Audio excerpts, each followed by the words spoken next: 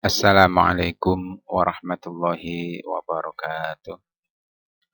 Bismillah, alhamdulillah, salatu wassalamu ala rasulillah, alladzi la nabiyya ba'dah, fala hawla wala quwata illa billah. Yang terhormat beliau Ibu Dr. Thayyibah MPD, selaku dosen pengampu mata kuliah bahasa Inggris yang semoga senantiasa dirahmati oleh Allah Subhanahu wa taala.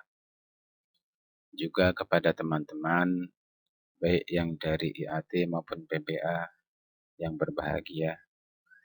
Alhamdulillah, pada kesempatan kali ini saya Sri Ridwan ingin menyampaikan hasil review jurnal bahasa Inggris untuk memenuhi tugas mata kuliah.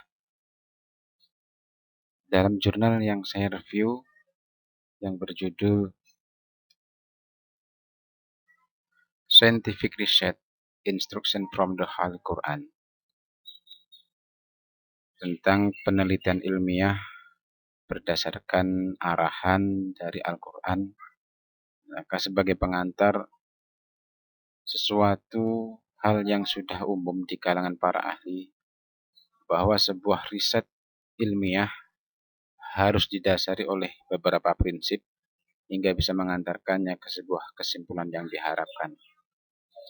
Kebebasan berpikir merupakan pilar utama dalam riset ilmiah, dan sebuah riset tidak akan benar tanpa adanya kebebasan berpikir. Ia lebih luas dan umum dari kebebasan observasi. Maka kebebasan berpikir harus ada tanpa sedikit pun ikatan hingga manusia mampu berjalan dengan apa yang dikaruniakan oleh Allah Subhanahu wa taala terhadap ilmu pengetahuan. Senada dengan hal ini, dalam jurnal yang berjudul Scientific Research Instruction from the Holy Quran yang ditulis oleh Muhammad Adharuddin dan Fauzia Firdaus yang merupakan tim ahli di Departemen Teknik Elektro dan Elektronika Kampus Dhaka yang dimuat di jurnal online yang dikelola oleh Bangladesh Academy of Science. Dalam abstraksinya, penulis menyebutkan bahwa science is the branch of knowledge that deals with the material world. Sains adalah cabang ilmu yang berhubungan dengan dunia material. Maka beberapa hal yang harus dipahami dan harus diketahui adalah how does our knowledge of physical world expand?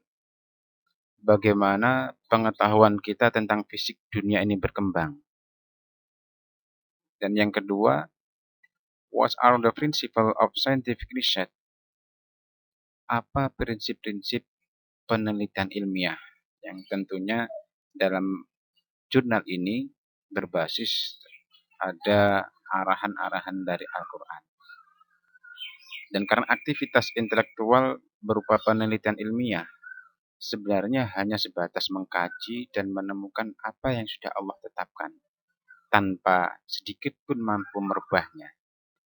Dan aktivitas intelektual ini terus berkembang seiring dengan kemajuan teknologi dan kebebasan dalam mengembangkan pemikiran. Oleh karena itu, sebagai Muslim, dalam hal ini kita harus berprinsip bahwa as per Quranic instruction, no scientific research is accepted without proven reason. Sesuai dengan arahan dari Al-Quran, tidak ada penelitian ilmiah yang dapat diterima tanpa adanya alasan yang terbukti.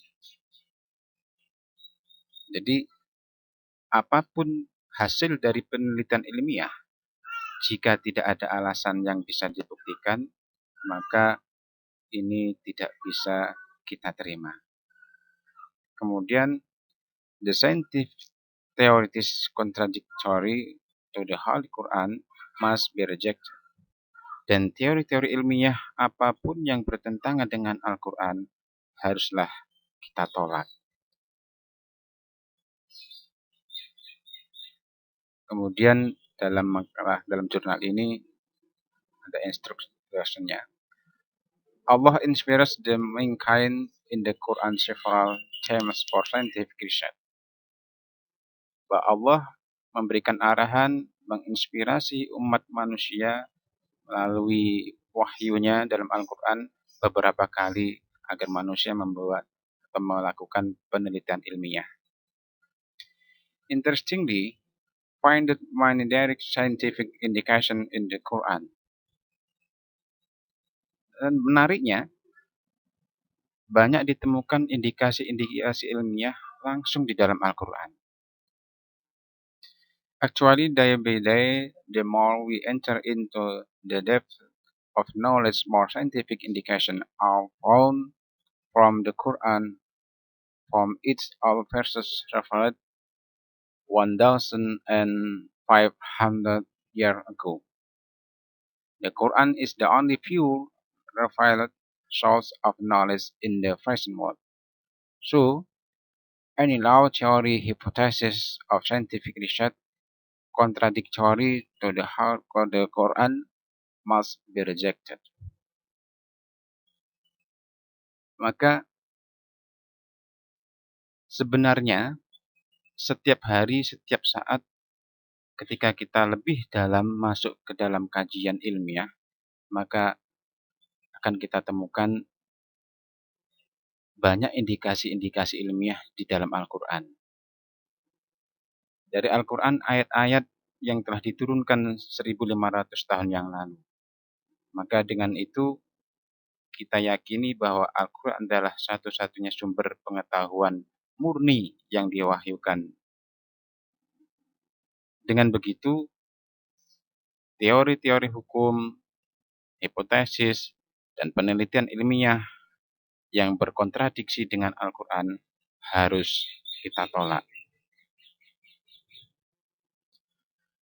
Dalam jurnal Scientific Research Instruction from the Whole Quran, ada beberapa poin yang bisa kita telaah di sini.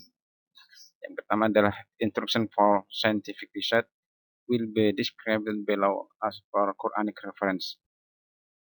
Bahwa instruksi untuk penelitian ilmiah akan dijelaskan di bawah ini sesuai dengan referensi Al-Quran.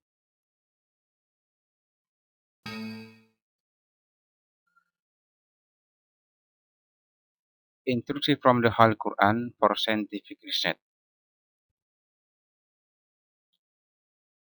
Instruksi dari Al-Quran untuk melaksanakan penelitian secara ilmiah. Yang perlu diperhatikan yang pertama adalah possibility of scientific research, kemungkinan-kemungkinan dalam penelitian ilmiah. Yang B, possibility of progress in scientific research, kemungkinan adanya kemajuan dalam penelitian ilmiah. Yang C, acceptability of scientific research with proven reason, akseptabilitas penelitian ilmiah dengan alasan yang terbukti. Kemudian yang D, possibility of wrong justification in scientific research.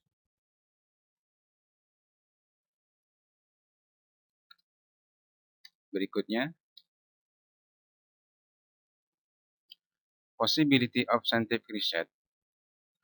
The Almighty Allah says in the Holy Quran, فَهَلْ يَنْظُرُونَ إِلَّا سُنَّةَ الْأَوَّلِينَ فَلَنْ تَجِدَ لِسُنَّةِ اللَّهِ تَبْدِيلًا وَلَنْ تَجِدَ لِسُنَّةِ اللَّهِ تَحْوِيلًا.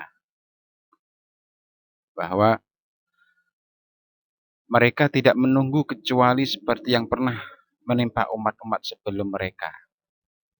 Kau tidak akan menemukan ganti pada sunnatullah. Bahwa sunnatullah, apa yang telah ditetapkan oleh Allah, sedikit pun tidak berubah, sedikit pun tidak mengalami perubahan. Ini berdasarkan kenyataan bahwa apa yang telah ditentukan oleh Allah tidak berubah. Maka hal ini menarik untuk diteliti. Berikutnya yang B, possibility of process in scientific research. The Al-Makhri Allah says in the Holy Quran, fitratallahi allati fataran nasa 'alaiha la tabdila li khalqillah. The nature made by Allah in which He has made man.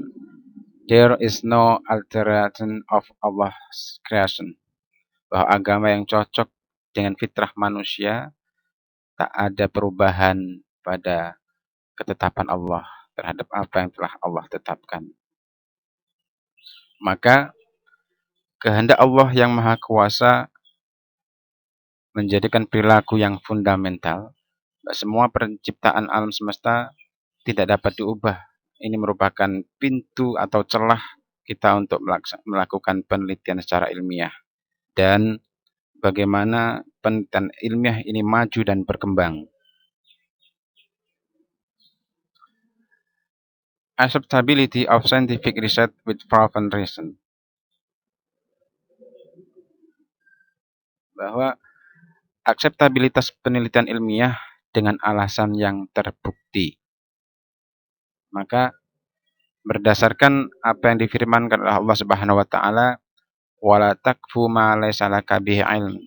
Inna sam'a wal basara wal fuada kullun ulaika kana anhu mas'ula. Jangan ikuti apa yang Anda tidak memiliki pengetahuan. Sesungguhnya pendengaran dan penglihatan dan hati masing-masing itu akan ditanyakan. Maka salah satu sumber utama kesalahan di dalam penelitian ilmiah adalah karena pengetahuan ini diganti dengan sebuah prasangka.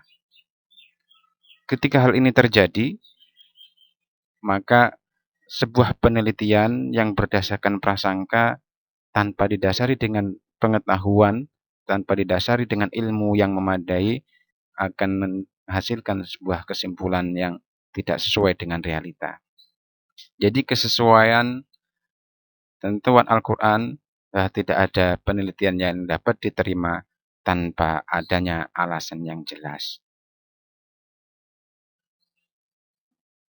Tentang possibility of wrong justification in scientific research. Pengetahuan manusia ini terbatas. The human knowledge is limited. No research is final. Frequently, we find change in theorem, hypothesis, and law of scientific research. Karena pengetahuan manusia yang sangat-sangat terbatas, tidak ada penelitian yang final. Maka seringkali kita menemukan perubahan dalam sebuah teorema, hipotesis, dan hukum penelitian ilmiah. Sesuai dengan yang Allah firmankan, وَمَا أُوتِيتُم مِّنَ الْعِلْمِ إِلَّا قَلِيلًا. Maka sangat sedikit sekali yang Allah berikan kepada kita tentang ilmunya. Maka satu-satunya pengetahuan murni adalah pengetahuan yang diwahyukan.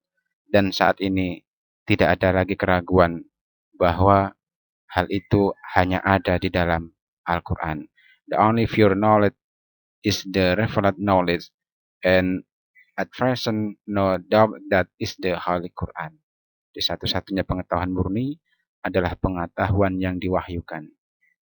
Dan itu ada di dalam Al-Quran. Teman-teman dan Ibu Dr. Thaibah yang saya hormati, demikian yang dapat saya sampaikan. Mohon maaf karena dari bahasanya yang amburadul, dari kata-katanya yang kurang runtut. Saya mohon maaf yang sebesar-besarnya. Sekian, mohon maaf atas segala kekurangan dan terima kasih. Assalamualaikum warahmatullahi wabarakatuh.